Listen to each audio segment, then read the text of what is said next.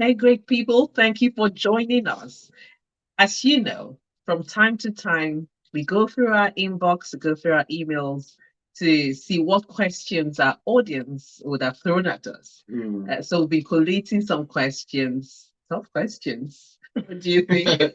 Well, really, really tough question. Hey, we're here for them. Well, up to the Right. task. So when we say keep sending questions, Yeah. please do because we will come back to them. So for this period, we'll be going through some of the tough questions you have thrown at us, and we will try to provide solutions. Thank you for joining us again. I am Chidi Akunna. Now remain Victor Akunna. Always. Always. So if you're new to our channel, this is Foundation for Family Affairs. At Foundation for Family Affairs, our mission is to connect hearts to raise healthy families. And I must say, for the past few months, we have worked with many people on our Intimacy Builder coaching program. And it's just been so fulfilling, so exciting to see the transformation these people are making. Some of them are having light bulb moments, some of them are wanting to get down to the nitty gritty of relationships. And this gives us a lot of joy. So if you want to join our Intimacy Builder program, we've got Intimacy Builder program for singles, for engaged couples, for married couples. And guess what? We've got some group sessions as well. So if you want to join those, just hit the link in the description box, fill the form, and we will be in touch. Yes, spaces are filling out so fast. So you want to do that. All right, let's get into what we have for today. Do we take the first question? Yes. I'll take the first question. So this is a singles edition. Yes, Right? singles edition. So we're taking questions from singles. So this person said, what are some effective strategies for meeting new people and expanding my social circle? So I'm guessing this is someone who is ready to explore now. What's probably a steady relationship? And he's asking, and it's a very good thing you're asking this question because when you meet more people, then you have more chances of meeting the one. Yes. We need one person, isn't it? So let's start the question. Yeah. Let's answer the Just question. read the question again, please. Okay, what are bear with me? Yeah. What are some effective strategies for For meeting new meeting new people people and and expanding my social circle? fantastic. Good question. Good question. So the first thing first, you realize that the people around you are not the type of people you can marry, maybe because they are married or maybe because they don't look like what you want. So the first thing first is to know what you want. All right. Have some clarity around qualities you're looking for in a spouse. So from that, you can now say, where can I find this type of people? So for example, if someone like me was to be looking for someone right now, kind of job I'm doing, the kind of exposure I have, the first thing, what kind of quality would I be looking for? So the moment I clarify the qualities, the next thing is where will I find this type of people? Because not everybody wants. You want specific qualities. You want specific at the stage in your life where you just feel like, you know what, I'm ready to settle down. You don't want to, you're not ready for games. You want serious-minded people. So that tells you that you have to now be intentional about where you go. So one of the places where you can find sometimes is in your local community, maybe local charity events, all right? Local faith charity. For example, we met at the local faith charity event organization. That's where we met, and then we built relationship. All right, so it might be something local, local event. It might be a charity event that you join. If you're a faith person of faith, it might be a church where you will meet people. All right, so find something like that around you. Also, might be a networking event. All right. So as a professional, if you're a professional, maybe a doctor, a lecturer, a solicitor, find a, what do you call it now? Your networking events. There are a number of networking events on Eventbrite. The one that is, that resonates with you because not everybody everywhere you want to go. And get into those places, and make your presence known. Sometimes people actually join these organizations, but no one knows about them because they don't contribute, they don't serve, Before the end of the event, they are out. Hey, the purpose of you going there is not just to mark, to check that, oh, I've done this. No, it's for you to actually get to know people as individuals, get to interact with the people. All right. So local charity events, networking events is also a good place to meet. Identify your hobbies. All right. What are your hobbies? What do you like? If you like to speak, if you like to write, if you like to run, if you like to climb mountain, whatever activity you really appreciate, find the event or places where people like that gather, because you want to share common interests. You want to find people that share your common interests, people that share your values. At the end of the day, these are, if you find someone, you're going to be building a life with this person. So you want some form of similarities and some form of differences. It brings the spice. So, but values are so critical for you to find somewhere, a place where people share your values. All right. So, local charity event. Also, get people to introduce you.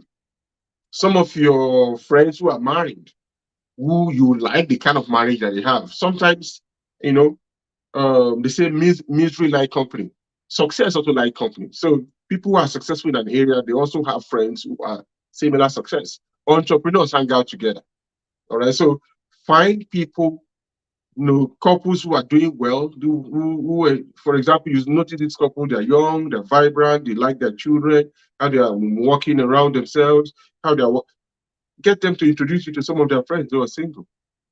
All right, that's another thing as well, because sometimes people know that if they know you well, they may know someone that might be suitable to you. It doesn't mean that it's a 100% right on target. At least you just need an introduction. You work out the rest for yourself. All right. So ask people to introduce you. This will also be very useful to you. Um, and on and on like that. Yeah. Okay, so as you were speaking, really great points you shared. What I could hear in the undertone was you need to step out of your comfort zone. Absolutely. Okay, so if you're comfortable being home, probably due to your personality, you will need to step out. Yes. And then for someone like that, that person may be asking, so what do I do when I step out? So some of the things you need to learn to do would be to start a conversation. All right, you could start a conversation by asking questions. So you meet with people, you get curious. Sometimes people are attracted. One thing I've noticed is people are attracted to good listeners. So when you meet people, it's not about just talking about myself. So even if you're someone who is even uncomfortable about talking about yourself, then ask a question that would, elicit responses that will get the conversation going. When I called you, I called out to you because I needed something from you for somebody. When I did, the first thing you said to me was, "Oh, you know my name." And then I was a question I asked you the other time when we met. Do you remember? The next time you asked me, "What do you like about yourself?" Yes. I never forget. The conversation was not about me; it was about her. Yes. Putting her in a comfort zone for her to be able. So what you're saying is actually what we practiced. Yeah. Right. Yeah. So show interest. Yes. And you showing interest is showing interest in the other person. Don't forget, you're trying to establish a relationship with the person. Absolutely. So you want to know about the person. And when people know, oh, you're curious, they want to talk more. And in such unguarded moments, people, you could strike up something really beautiful. Then mind your body language. How you come across. Very important. Right? You want to have this confident body language. So if you haven't seen, there's a video we posted. We posted short clips on self-esteem. And in that clip, you can go through our channel, you'll find it. I'll put it on the thing, we'll put it on the thing there so you see the video we're talking about. In that video, you were saying it's self-esteem. So your esteem comes from you. You give off, things to others. So you need to mind your body language. And one of the best ways to even do that too is to always meet people with a smile. I think I saw this proverb and it said, he who does not smile should not open a shop. Yeah, so what that simply says is that when you smile, you're approachable, you're welcoming, you're inviting, so you wanted to strike something with somebody. So these are some things you need to be aware of. Learn how to ask good questions. All right. I would like to just add that to what she said. And the other thing, she also talked about body language. Yes. Another thing Another type of body language that you should be conscious about is not to have dismissive body language. And that's some body language that there are some people as you're talking to them, you are sharing. Oh, I know, yeah, I know, yeah, I know. That's a very, very bad body language. Everything, even though they are hearing for the first time, the natural default response they will give you, yeah, I know about that, yeah, and then you know that they have no clue what they're talking about. All right, so it's very important for you to not have that dismissive attitude or dismissive disposition, and then also to be present. Mm. To be honest with you, myself, my wife and myself have been practicing this a lot. Where people are talking to you, where you be actually present, maintain eye contact, and truly be interested in what they are talking about. People feel it where somebody is present with them, not while they are listening, they are thinking about what they are going to say, or they are thinking about the next thing they want to do. You feel that energy when someone is present with you. So be that person for that person, for the person that you are talking to. And then also set a target for yourself. All right. To say, I'm meeting, when I work with singles, that's one of the things that we give them a target. Meet at least this number of people every week. You must meet this because you need to expand your, what do you call it now? Another point, your network. Another point, another thing that you can also do to expand is to host events. You can host events, social events where other people ask some of your friends to invite other people, and just in the process, who knows what you can find, because human beings work in networks. So the person that you might be interested in may not be in your immediate network, but they are in the network of a friend of yours that is already in your network.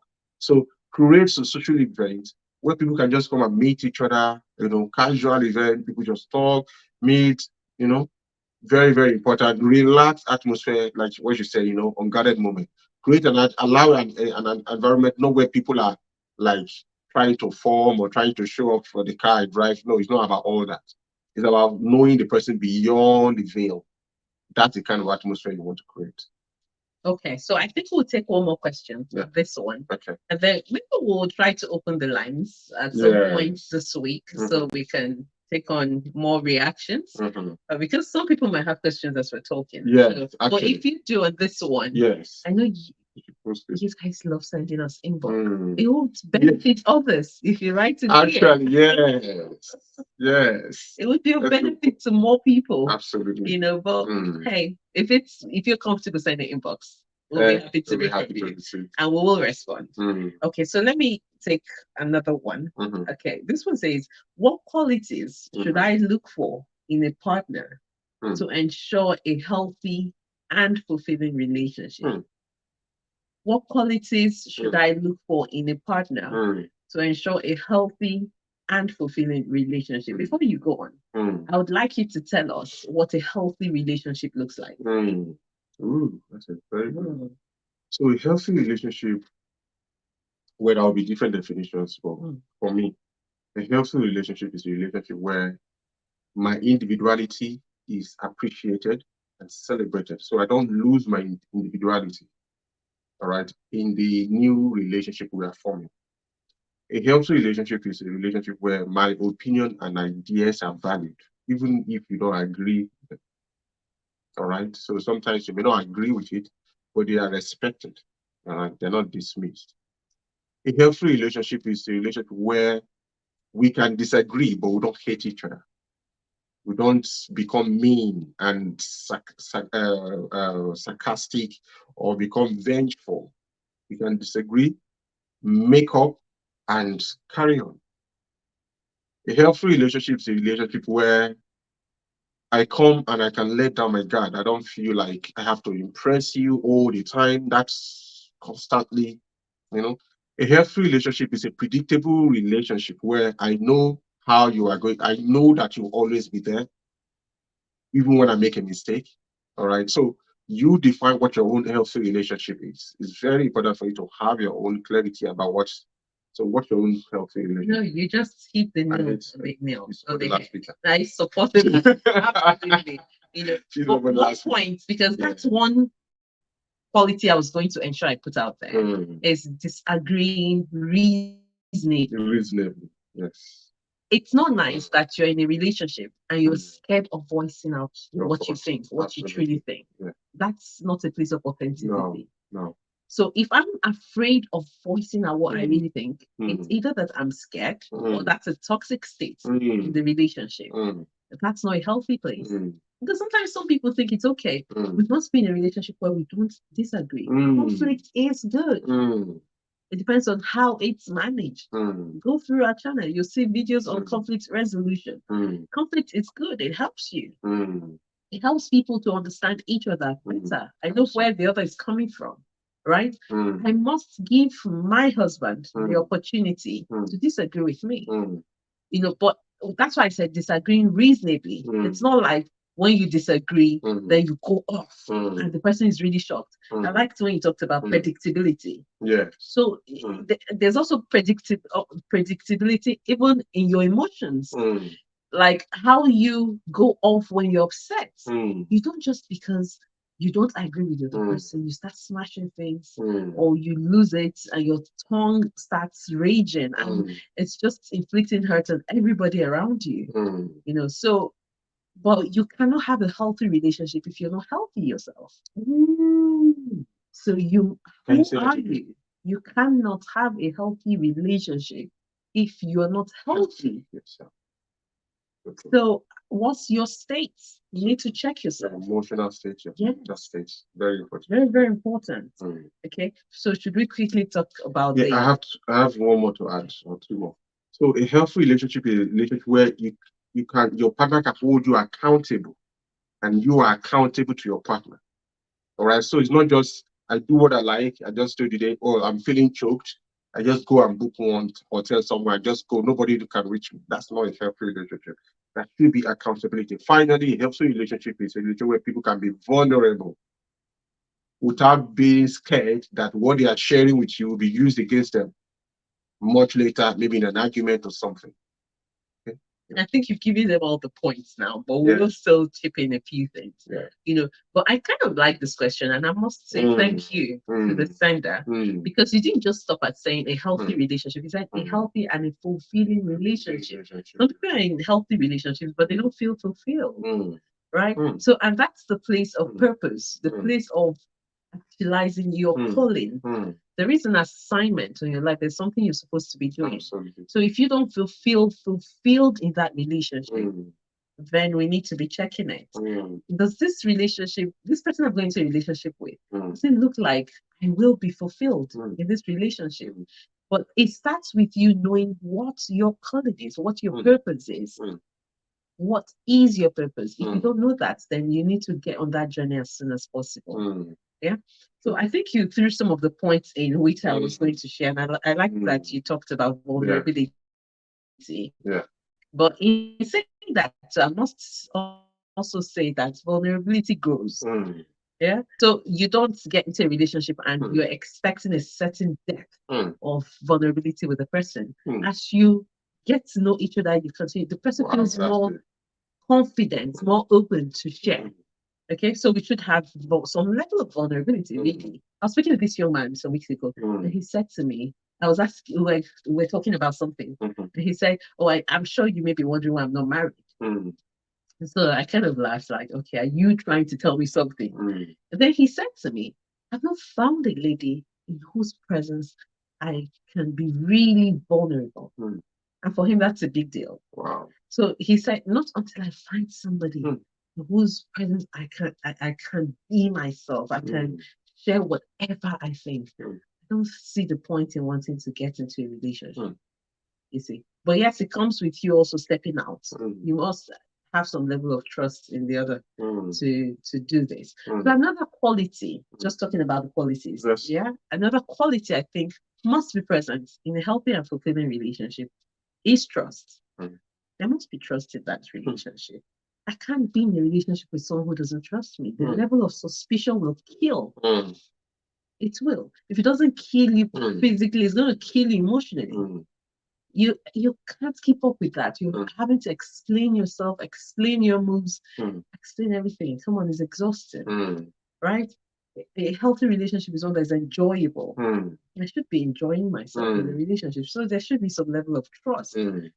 For me, one big one for me would be integrity. There should be integrity. It just gives me that peace of mind. You're talking about predictability. Yes. I can predict what you're doing next. I can predict your movements. I know where you are. And that peace of mind is very important. I'll let you share, sir. Yeah, the trust part is so critical. And once trust is out of a relationship, it can be very difficult for the couple to be happy or to be intimate, because people in a situation where people don't trust each other, they become guarded and they begin to shield their hearts. And so it's very important for couples to really, really work on this. So if you don't feel like you can trust somebody, don't get into a relationship with them. Yeah. Now, to take it further, to make it personalized, to say what qualities. So some of the qualities we talked about are the general qualities, but you are the one that know what you truly need. So the first thing first we often ask you is, what kind of a marriage do you want? Describe the kind of marriage you want. So what do we mean by that? On how, just choose a day in the future, maybe 2 years from now, when you'll be married, and just choose a particular date and just talk about the kind of marriage, your interaction with your partner, what you are feeling, how is everything happening, and ask yourself, what qualities do I need in the kind of man that will create this kind of marriage with me? And those qualities, as you're writing them down, trust, integrity, someone who is a hard worker, someone who listens, someone who is not manipulative, whatever qualities that are important to you, someone who is respectful, all right, someone who knows how to communicate. Some people don't know how to communicate. They are very aggressive in their tone, in their communication, all right. Someone who prioritizes self-development, someone who values family, all right. So there are key things that are non-negotiable for you, that this must be in it for me to be able to move on.